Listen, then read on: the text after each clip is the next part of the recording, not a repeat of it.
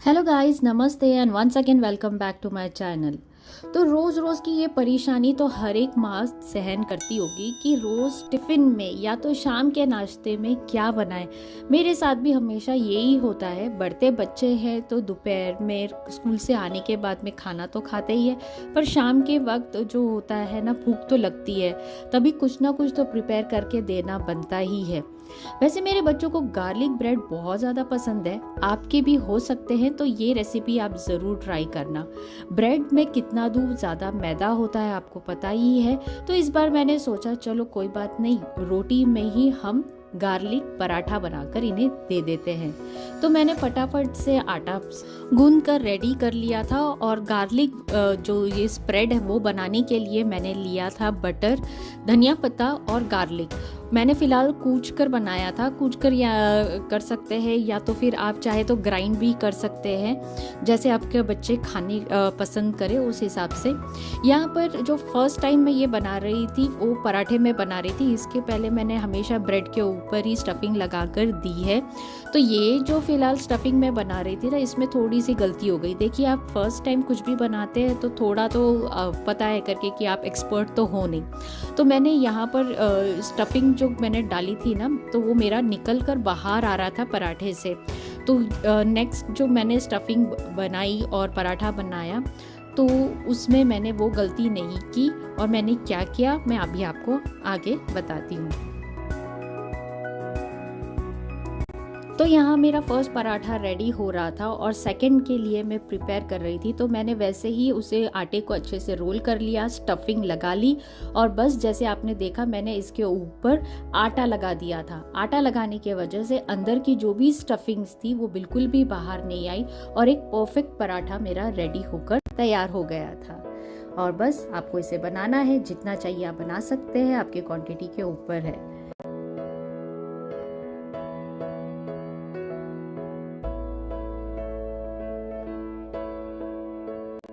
और यहाँ आपका इजी टू मेक स्नैक्स जो है रेडी है, जो बच्चों को भी काफ़ी अच्छा लगता है।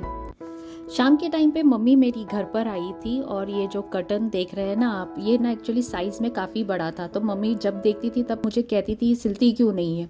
इस बार मम्मी खुद ही लग गई, क्योंकि उन्हें पता था मुझे टाइम मिलता नहीं है और मैं कर नहीं पाऊँगी। इसके लिए मम्मी ने खुद ही स्टार्ट कर दिया था सीने के लिए, और फिर बाद में हम गए साथ में मार्केट।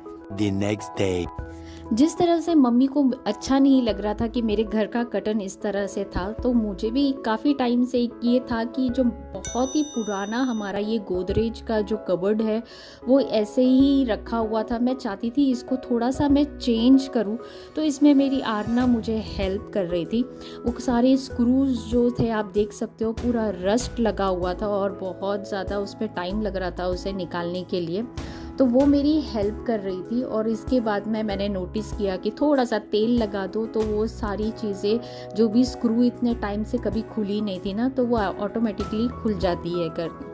तो बस ये वही हम लोग यहाँ पर उस चीज़ को निकाल रहे थे। और आप देख सकते हो कबर्ड में भी काफ़ी जगहों पर रस्ट जैसी चीज़ें लग गई थी। तो मैंने उसी को ही कहा था साफ़ करने के लिए, और उसको भी काफ़ी मज़ा आ रहा था। तो मेरा दोनों काम हो रहा था कि मैं उससे काम भी करा रही थी, और मेरा एक प्रोसेस था क्लीनिंग का, वो भी क्लीन हो रहा था और उसको भी अच्छा लग रहा था। तो यहाँ पर जितने भी जगह पे रस्ट लगी हुई थी वो हम लोगों ने सैंड पेपर से निकाला, और मैं उसे सारी डायरेक्शंस दे रही थी कि कहाँ पर क्या है, और वो उस तरह से मुझे हेल्प कर रही थी।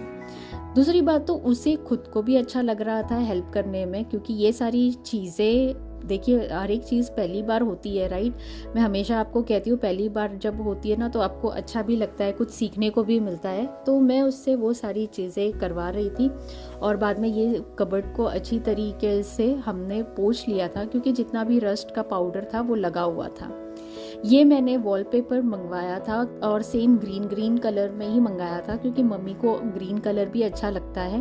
तो फिलहाल तो मैंने ट्राई करने के लिए, ये फर्स्ट टाइम ट्राई करने के लिए मैंने इसको यूज़ किया है। ये आगे किस तरह से है मुझे पता नहीं है। अभी देखते कितनी टाइम तक इसकी ड्यूरेबिलिटी रहती है, कि कब तक ये चलता है, उसका मुझे कुछ पता नहीं।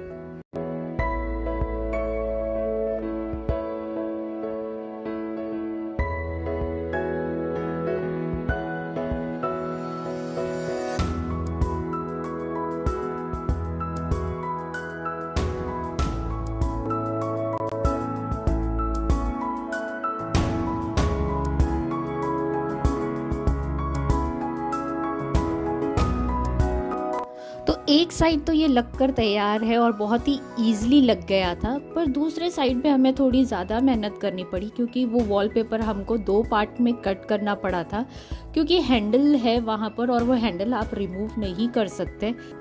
तो ऊपर का जो भी पार्ट था वो अच्छी तरीके से लग गया था, और अब जो स्ट्रगलिंग पार्ट होने वाला था वो नीचे का जो पार्ट लगने वाला था उसमें होने वाली थी, क्योंकि वही हैंडल की जो शेप वगैरह जो लेनी थी उसमें थोड़ा सा टाइम लग रहा था हम लोगों को, और वो करने में थोड़ा सा टाइम लगा, बट हो गया था, बहुत ही इजीली लग भी गया था। जब तक आप करोगे नहीं ना ट्राई, तब तक आपको पता ही नहीं चलेगा कि किस हिसाब से आपको काम करना है नहीं करना है। हम काफ़ी यूट्यूब में देखते तो हैं करके लोगों ने लगा लिया, बट होता है थोड़ी सी गड़बड़ भी हो जाती है, नो इश्यूज़।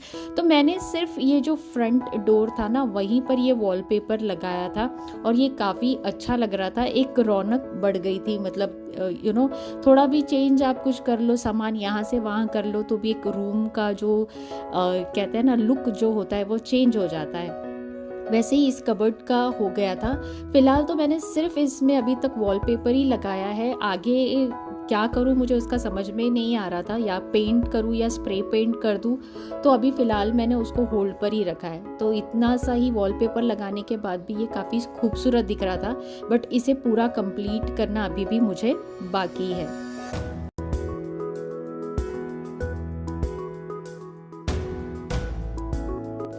लगने के बाद वॉलपेपर तो ये काफ़ी अच्छा लग रहा था और बहुत ही खूबसूरत नज़र आ रहा था, पर आप लोगों की राय जानना भी बहुत ज़्यादा ज़रूरी है। आप लोगों को ये कैसा लगा ज़रूर बताना, आप ट्राई करना चाहे तो ज़रूर करना। 1 hour later. आपने मेरी गार्लिक पराठा वाली रेसिपी तो देख ली, पर साथ ही साथ में चलिए और एक रेसिपी आपके साथ में शेयर करती हूँ। वो तो सबको अच्छी लगती है और बच्चों को तो खास तौर पे बहुत ज़्यादा अच्छी लगती है। जी हाँ, मैं ट्राई कर रही थी डोनट, बट ये भी बिना मैदे का। मैंने ट्राई किया है इसे 2 कप आटे से। जी, मैंने आटा लिया यहाँ पर, जो नॉर्मल आटा रहता है। आप मल्टीग्रेन आटा भी ले सकते हो, आप जो मर्जी चाहे आटे का आप कुछ भी बना सकते हैं। अब यहाँ पर चॉकलेट के लिए मैंने कंपाउंड चॉकलेट्स जो होते हैं वही यूज़ किया है, और डबल बॉइलिंग करके मैंने इसे अच्छे से मेल्ट कर दिया था। और फिर बाद में जिस कप से मैंने 2 कप आटा जो लिया था, उसी कप से मैंने मेजर कर कर 1 कप दूध मैंने ले लिया था, और साथ ही साथ में मैंने 1 कप शक्कर भी पीस कर रख लिया था। अगर आपके पास पीसी हुई शक्कर है तो अच्छी बात है, नहीं तो आप नॉर्मल शक्कर को भी पीस कर रख सकते हैं। और उसी शक्कर को मैं थोड़ी सी कंफ्यूज हो गई थी कि मैं दूध में डालूं या तो फिर डायरेक्टली मैं आटे में डालूं, तो मैंने शक्कर को आटे में ही डाल दिया था। साथ ही साथ में मैंने उसमें बेकिंग पाउडर, बेकिंग सोडा, ये सारी चीज़ें साथ में डाल दिया था, और थोड़ा सा नमक भी मैंने इसमें डाला था टेस्ट के लिए। और अब आपको इसे बहुत ही अच्छी तरीके से मिक्स करना है, और मिक्स करने के बाद में आपको थोड़ा सा बटर भी इसमें यूज़ करना है। तो रूम टेम्परेचर में आपको बटर रखना है, और आप देख सकते हैं मेरे पास एक हाफ पीस जो था उसमें से थोड़ा सा ही मैंने इसमें डाला है।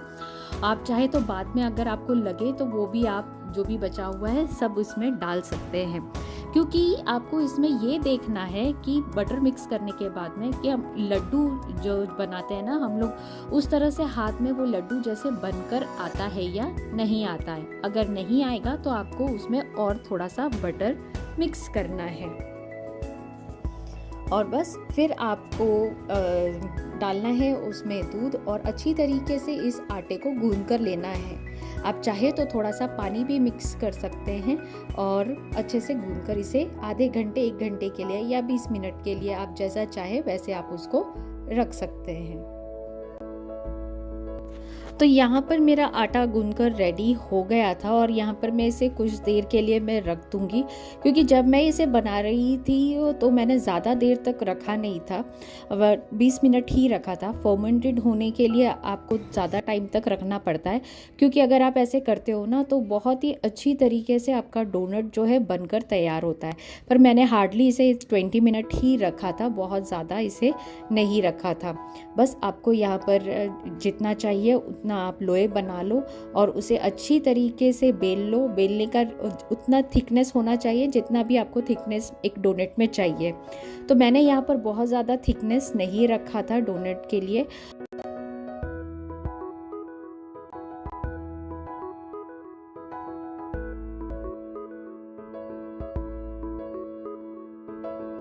इस तरह से सारे पीसेस मैंने तैयार करके रख लिए थे और वो सूख ना जाए इसके लिए उसके ऊपर मैंने बटर लगा लिया था। साथ ही साथ में कढ़ाई यहाँ पर आपको गरम कर लेना है तेल डालकर अच्छी तरीके से, और उसके बाद में आप एक एक करके या 2-4 करके कि आप इस तरह से अपने डोनट को तैयार कर सकते हैं। कलर्स में थोड़ा डिफरेंट आपको ज़रूर नज़र आएगा क्योंकि मैदे का नहीं है ये आटे का है।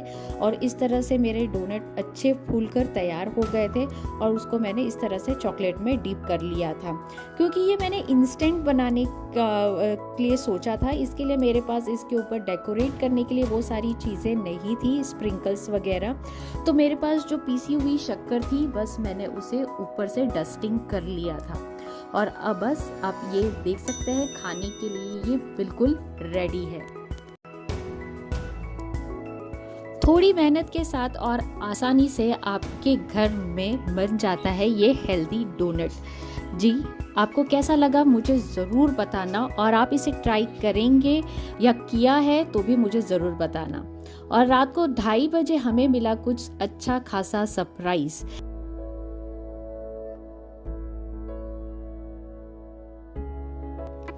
अगर वीडियो आपने यहाँ तक देखा है और कोई भी रीज़न से आपको वीडियो अच्छा लगा हो तो लाइक शेयर सब्सक्राइब करना बिल्कुल भी ना भूलिएगा। मिलते हैं अगले वीडियो में, तब तक के लिए बाय बाय।